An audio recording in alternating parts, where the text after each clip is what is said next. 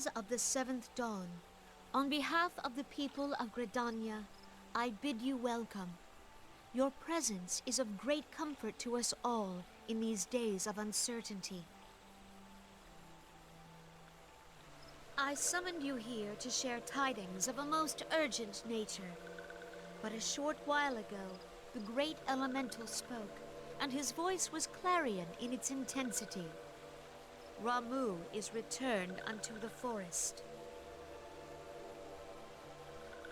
Scarce had his words ceased to echo in mine ears when we were visited by an emissary from Little Solace.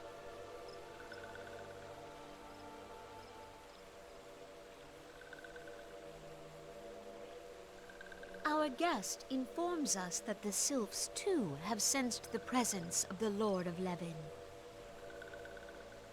Though his exact whereabouts remain unknown, we may safely assume that the primal was summoned within the heart of the Sylphlands.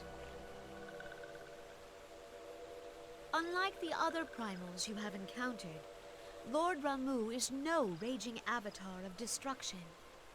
He is revered as much for his wisdom as his strength, serving as both arbiter and guardian to his children.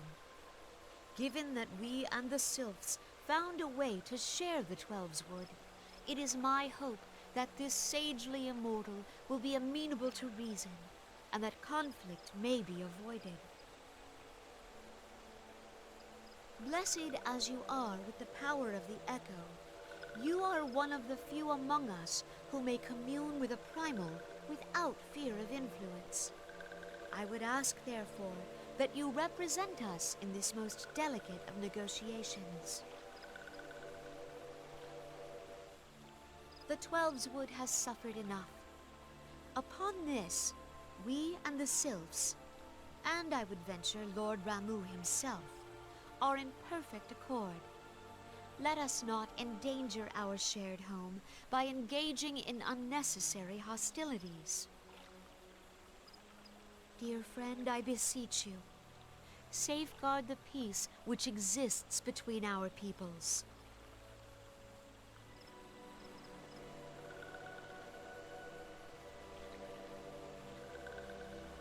You have my thanks.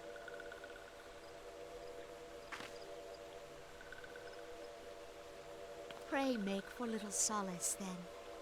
A member of the Order of the Twin Adder awaits you there. He will advise you on how to find the Lord of Levin.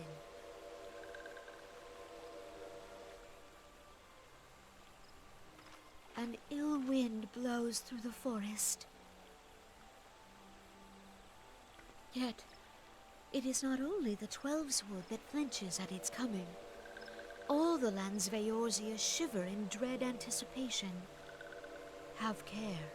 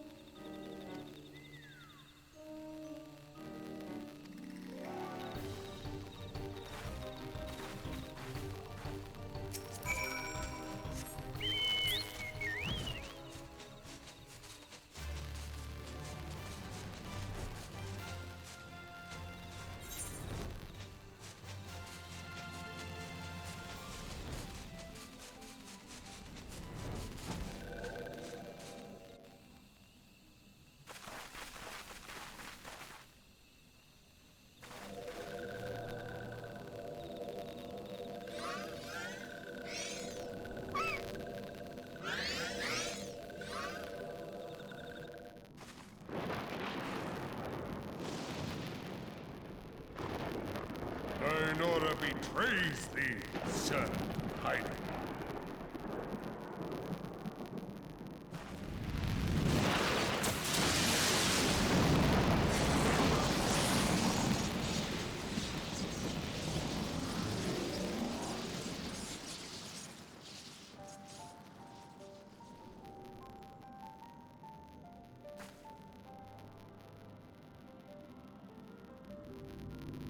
Thou art the bringer of light, bane of Ifrit, Titan, Garuda, and Leviathan.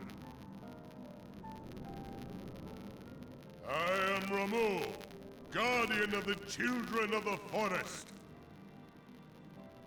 Thou tramplest upon sacred soil, bringer of light. By what right doth man intrude in this sanctuary of the sylphs?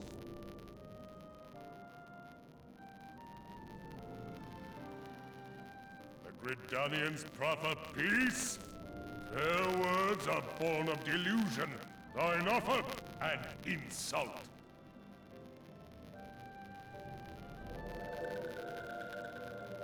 Thou speakest of harmony, yet carest naught for my children's desires. They did but wish to dwell beneath these boughs in solitude. Yet even that was too much to ask of man. Thus did they turn to me for succor. The sentence I pronounce upon thy kind is just.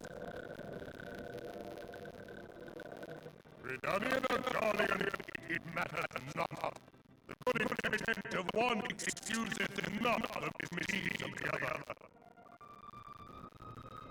Thy conflict brought not but anguish and misery unto the forest.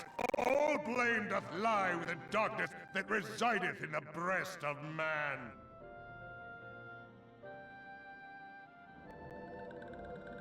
Whence sprung this calamitous seed?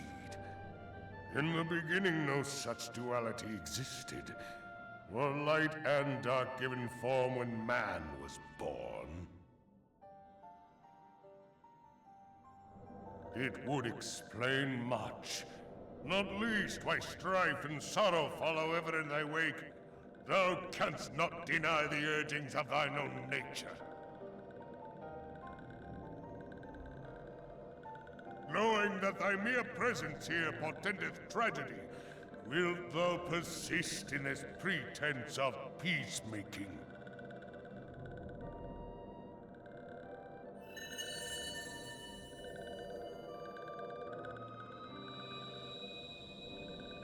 Thou bearest the crystal which I bestowed upon my wayward charges, that they should entrust so precious a gift to thee. Thou standest apart from thy kin. Thou art the bringer of light, aye, but there is something more in thee.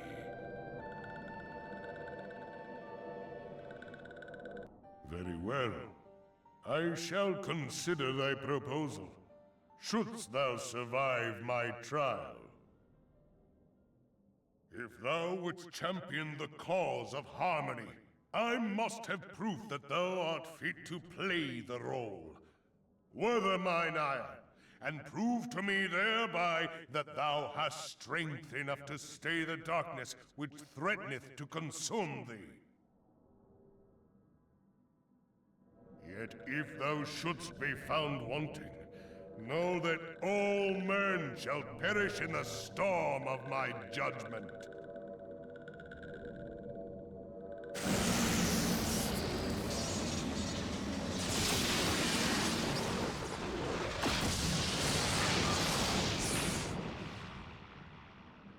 Come to me, bringer of light. I shall await thee on the field of battle.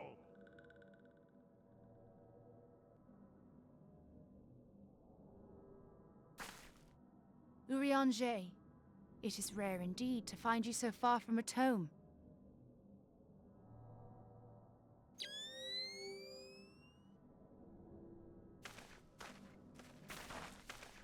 The Lord of Levin himself. Never till this day had I looked upon his visage, save in painted renderings made faint by time.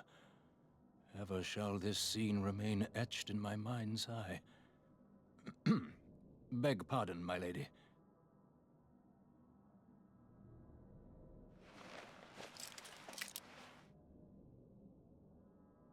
I must beg thine aid on a point of research. If thou art resolved to face Lord Ramuh, I would ask thy leave to observe the event.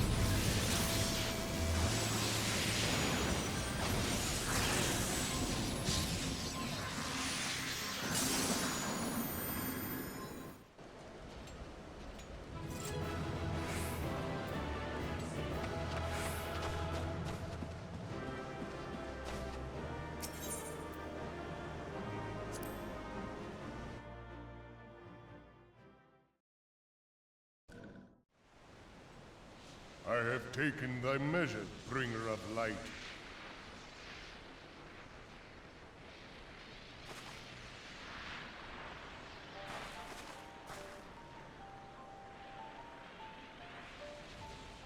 And I judge thee a worthy champion. The task of excising the sin that hath taken root in man's heart is thine. Shrink not from employing thy strength in service to the forest and the wider realm beyond. Like hungering shadows do the enemies of harmony gather, and meekness will but feed them. If man is to be delivered from the dark, it shall be by thy guiding light alone. Stray not from the path, for if thou dost, thy people shall be truly lost.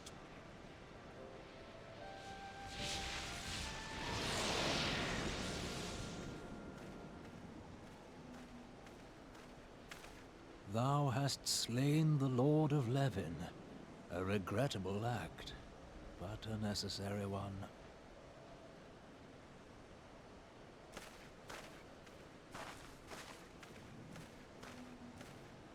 witnessing thy struggle, a truth hath been revealed unto me. If I mistake not, it may yet prove a chink in the eternal armor of the Ascians. But let us conclude our present business. I shall expound upon my findings at the Rising Stones anon.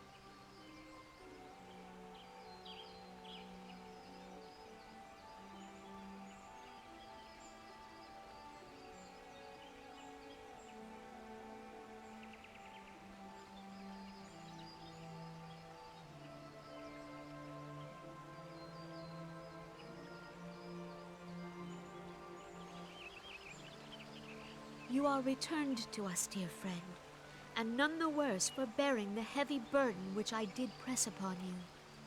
Most glad am I of this. I am informed that your efforts to negotiate a peace with Lord Ramuh ended in conflict. Pray tell me, what befell?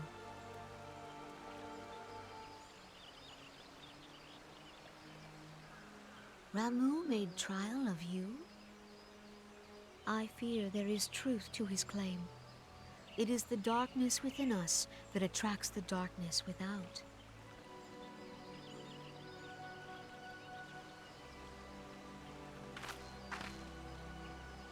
It cannot be denied that misfortune follows man.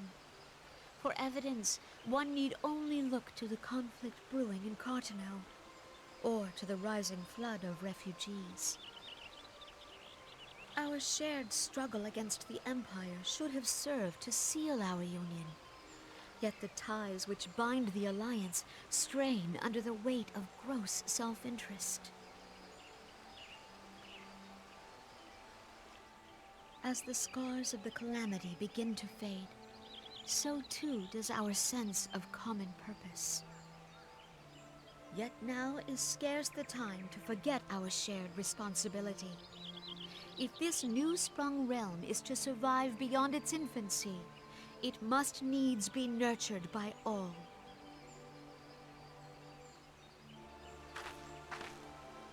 Eorzea must be as one. Yet I fear that dream is still far off.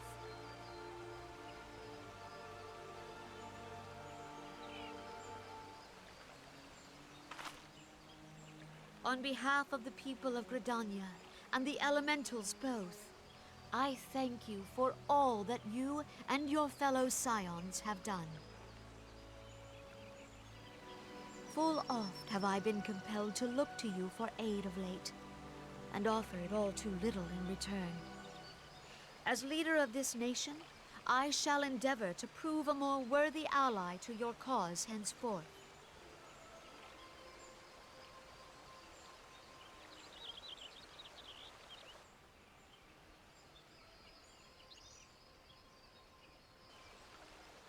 Lord Ramu has departed, yet the keening of this ill wind grows no less insistent. Voices of the forest, pray speak and I shall listen. What unseen evil begets this unease in my heart?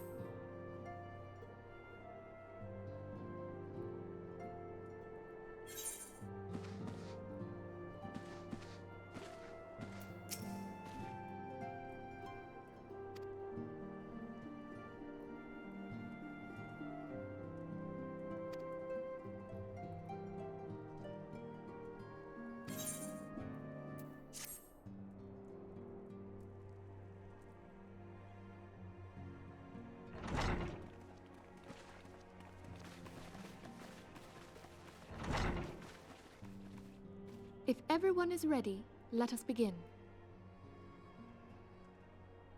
Eorzea, the floor is yours.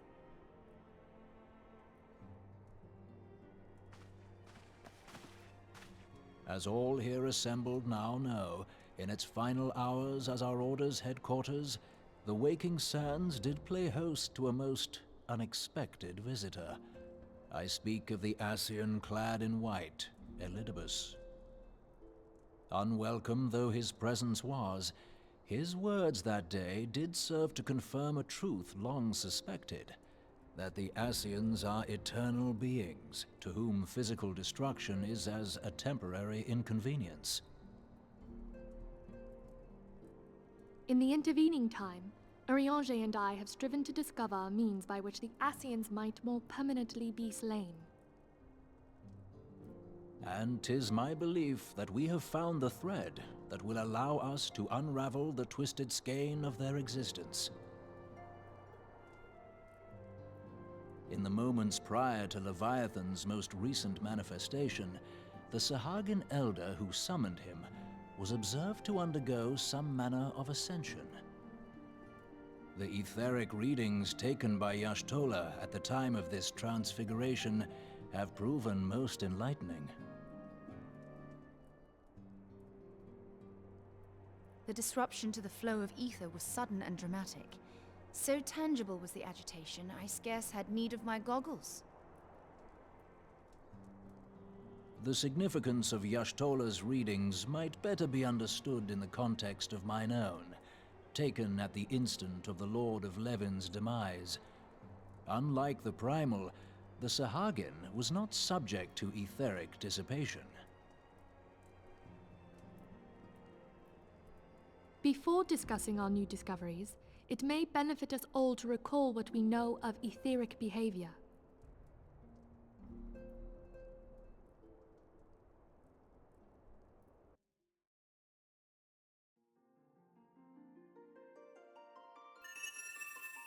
Let us begin at what some might call the end. When we who dwell in the material realm die, our spirits dissolve into the flow of ether and are returned to the ethereal realm. In turn, the restless energy which suffuses that plane streams back into our world, giving rise to new life. 'Tis as the heavens did decree, the way of all mortal souls. Twixt this world and the next do the ethereal currents swirl, bearing the very essence of life. Thus doth the cycle of birth, death, and rebirth continue unabated.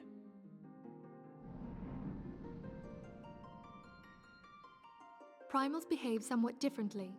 In order to manifest and then maintain a physical presence in this realm, they must consume vast quantities of ether, most often in the form of crystals. Though they may seem to live, their flesh is but ether given shape.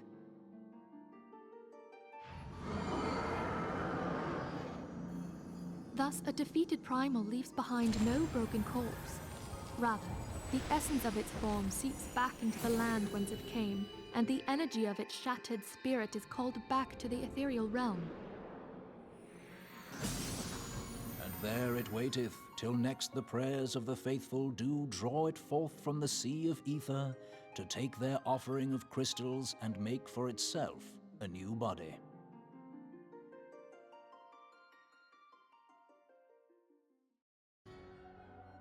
Which brings us on to the third group, the so-called immortals.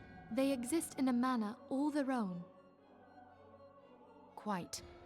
Even as the Sahagin elder fell to the Admiral's musket shot, I witnessed the release of an ethereal cloud, which immediately took possession of a nearby minion. A soul that dissipateth not upon the death of the flesh. The secret of life everlasting, and in the claws of a Sahagin no less. But I wonder, what would happen to one of these obstinate spirits should there be no suitable host for it to claim? If mortal death entails a return to the ethereal realm, it seems doubtful that the soul of an immortal would venture there. Nay, it merely withdraweth a distance, unto the shore of the ethereal sea, perchance, but no further. Yes, it exists in neither this realm nor the next, abiding instead in the space that lies between them. The Ascians took control of Thancred by means of a crystal of darkness, an artifact which, if our theories are correct, serves as a gateway to the place I have just described. I was hoping people had forgotten about that. I am sorry, my friend. For a mercy, the weary road of our research hath brought us unto an answer. The Sahagin ascended to an immortal state, but he did not possess a crystal of darkness through which to flee this realm.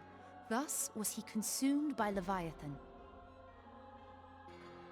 If we could entrap the spirits of defeated Ascians in like manner, and thereby deny them resurrection...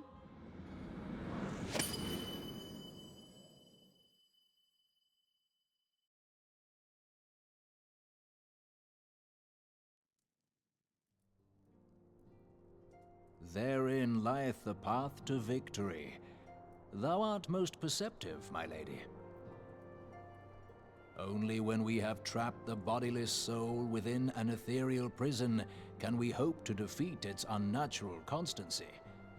Thus might even an eternal paragon be consigned to oblivion. These feats are, of course, far easier said than done. At present, we lack a viable means to entrap and extinguish an Ascian soul. Yet, I believe it to be possible. The pieces of the puzzle lie before us. We have but to put them together.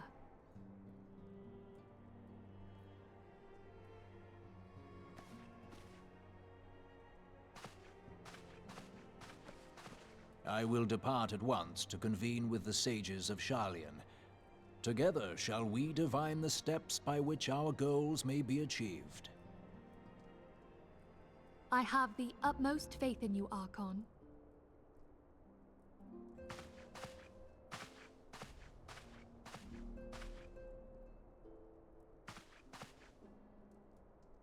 Beg pardon, antecedent, but I would raise one final matter. Even now, a Sharlayan survey party seeketh to ascertain the fate of the students of Baldessian. Their findings shall soon be known to us. Though you harbor feelings of dread, I bid you surrender not to sorrow, but abide instead in hopeful prayer. I shall, Archon. Thank you.